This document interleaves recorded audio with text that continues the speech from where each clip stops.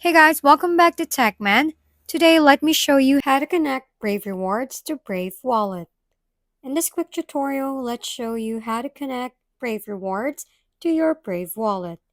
First, make sure you have both your Brave browser and Brave Wallet ready. Open the Brave browser, tap the triple dot menu, and go to Brave Rewards.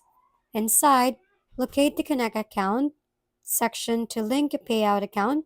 Select the self-custody option for full control over your BATS. Then choose Brave Wallet. If your wallet is already linked to your device or browser, it will appear. Just press Connect and allow the browser to interact with it. If you don't have a wallet yet, create one or import an existing wallet by following the prompts. Make sure to carefully follow all on-screen instructions to ensure the connection is secure.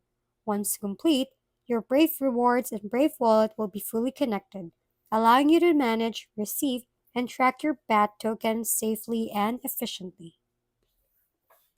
If we've been helpful, kindly give us a thumbs up and don't forget to hit the subscribe and bell button for more contents.